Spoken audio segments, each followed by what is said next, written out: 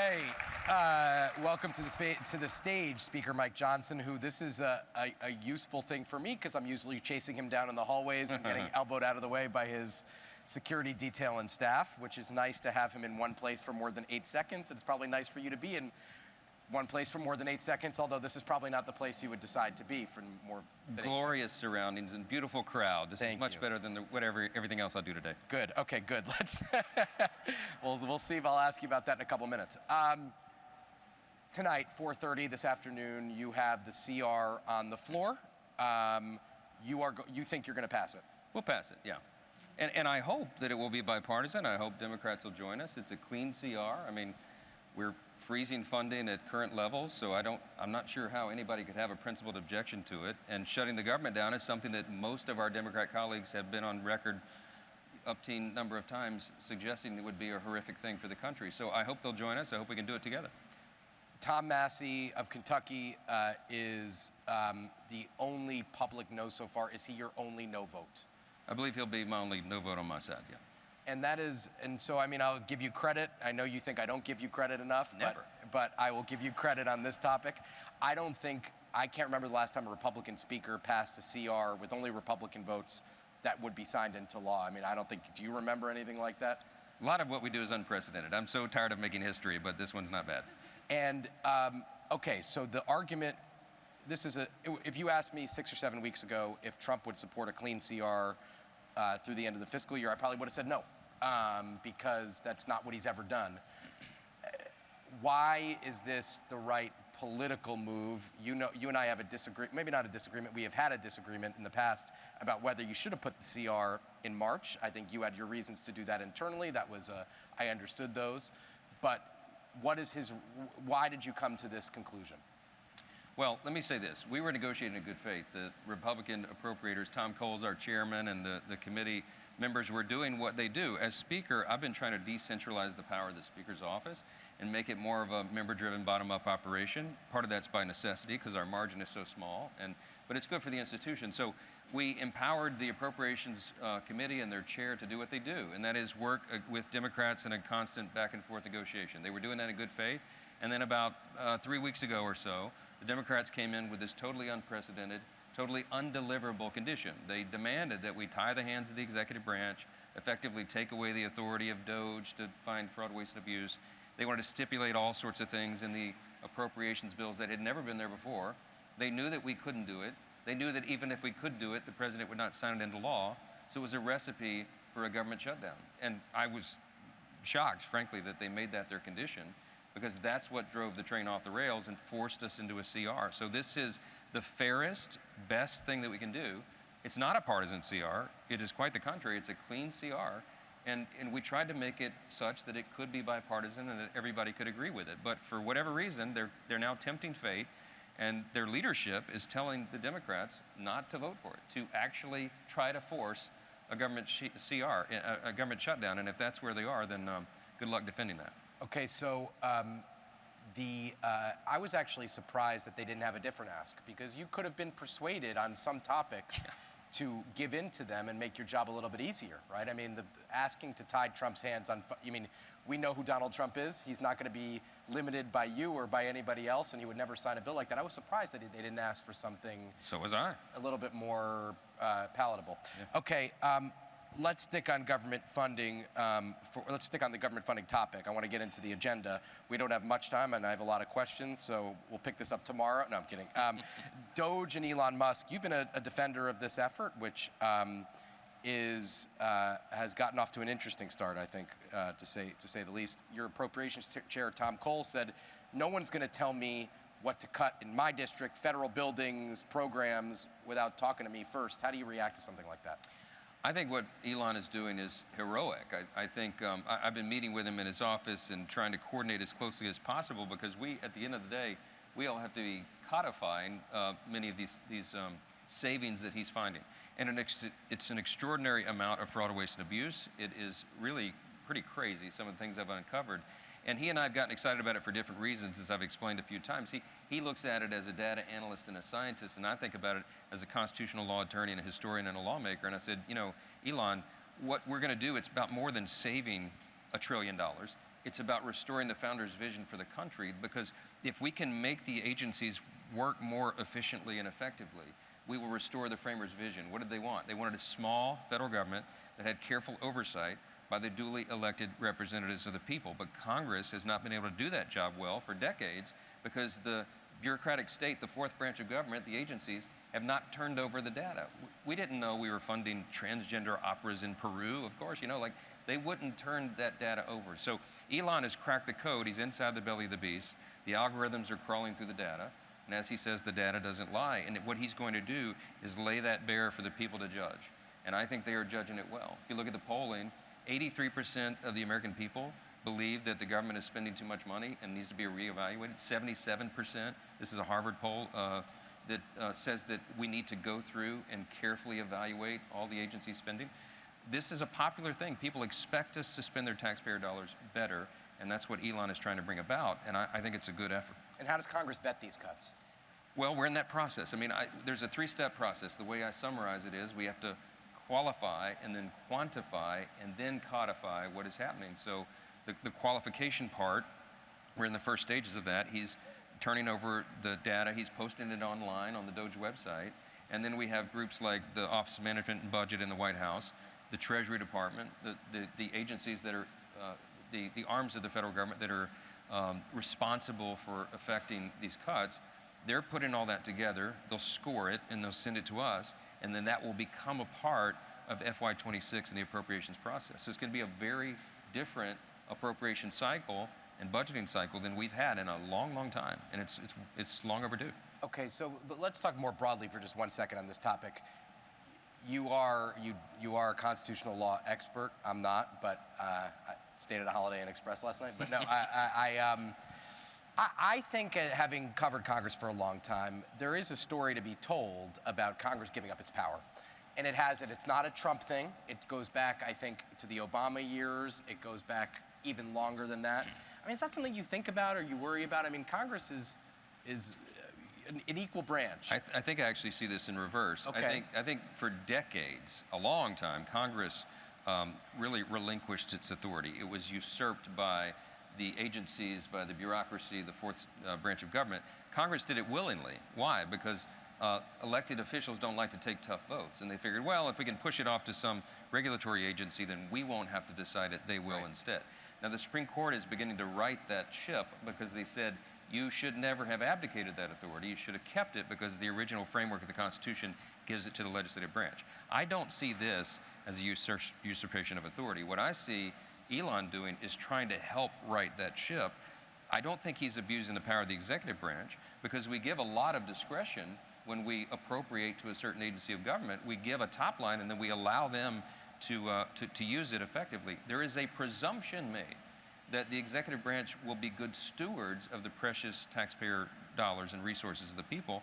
And when that doesn't happen, and you have effectively a third-party auditor coming in, which is what DOJ is, they're illuminating this, they're shining light on it, and it will allow us to better exercise our authority and the executive branch as well. So you don't just take these, carte blanche. You review them, you take a look at them, you examine them, and then you make decisions. Okay. That's right. Reconciliation is underway. I know you think, I doubt you, and a lot of people doubt you, and I was... Daily.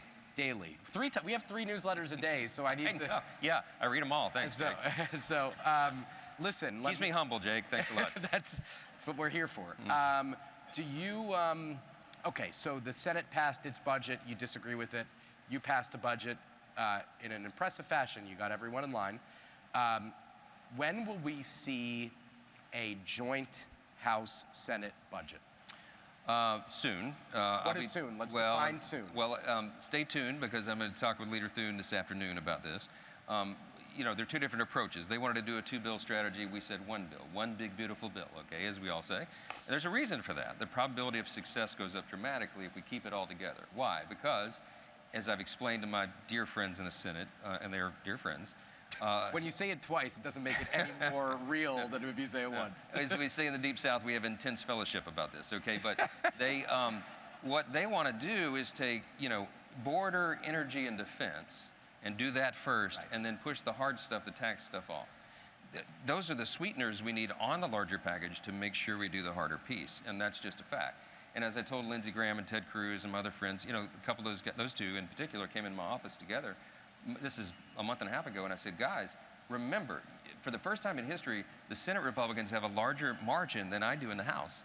And I have 160 plus more personalities to contend with than you do, and I have a much more diverse caucus. I have a SALT caucus, for example, that is not even a thing in the Senate. They never sit around and talk about salt at the Republican, Senate luncheon. Unless they're eating barbecue and want salt. Right. Exactly. That's the only reference. Right. Because they're all red state guys, right? So my equation that I have to solve is much more delicate, and I think they recognize that. So by necessity, not as a power play, not because we have pride of authorship, by necessity, the House has to lead this effort and send it over, and that's what we've done. And so we hope that they'll get on board here real quickly. Okay, so it's March 11th. Do you think you'll have a joint House-Senate budget by the end of March?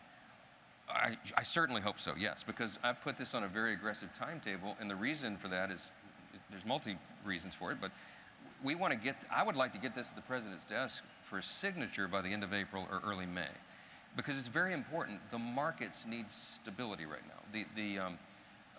People need to know that the tax cuts are going to be extended. If you're a small business owner trying to make a big decision about growth or purchasing a property or expanding jobs, it will be very helpful to you to know what your tax rate is going to be for the next few years. So the sooner we get that done, the more certainty we have in the markets. I think it helps in every respect.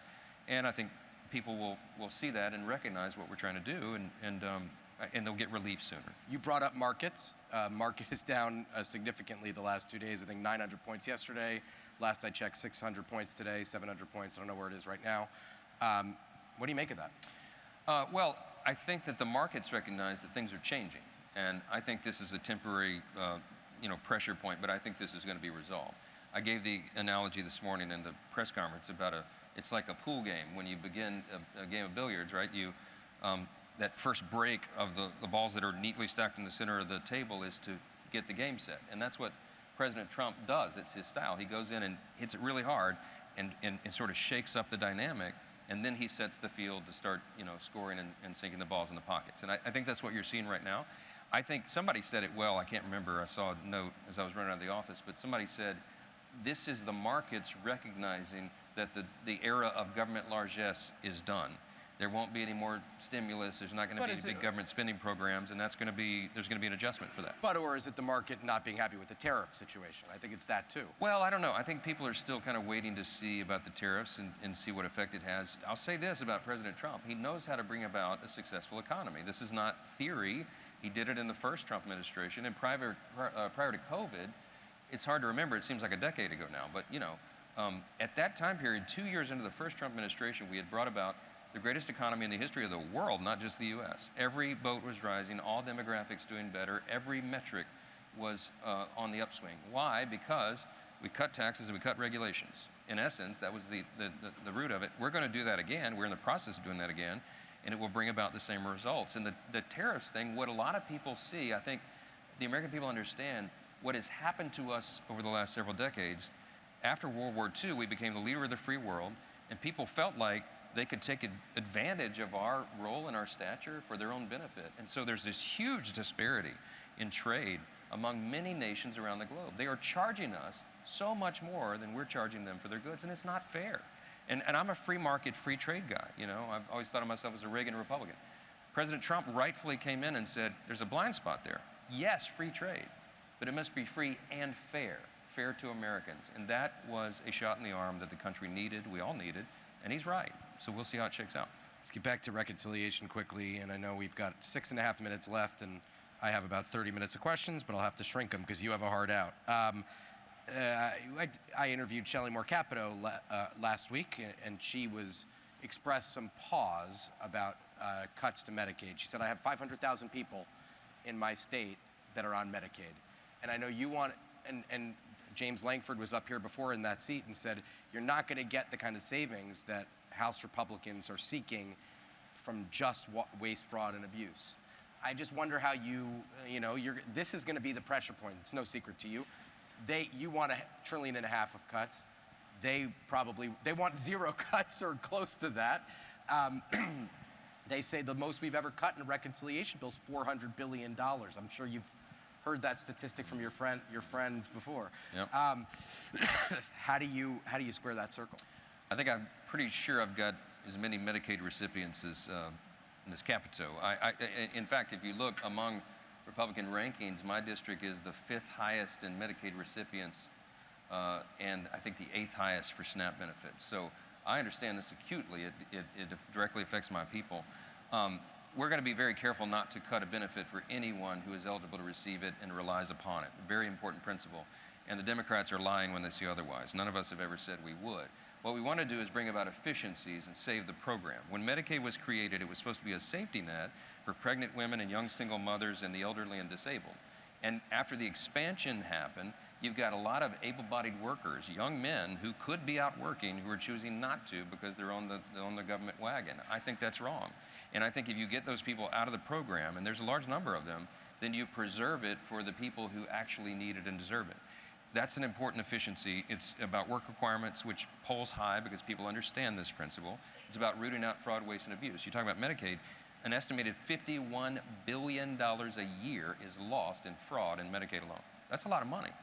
It may be an underestimation based upon what Elon and the team are finding right now. So we're going to root that out. We're going to find as much savings as we can, and we're going to right size. We're going to stabilize these programs so we can preserve them for the people that need them. I think that is a noble quest, and I don't think anybody's going to be adversely affected. The president has said repeatedly, we're not going to hurt Social Security, Medicare, and Medicaid recipients who are eligible for it, and that is our guiding true north. You had some of your moderate Republicans this week write you a letter, which I'm sure you read and digested, about environmental credits, tax credits, and the IRA, the Inflation Reduction Act.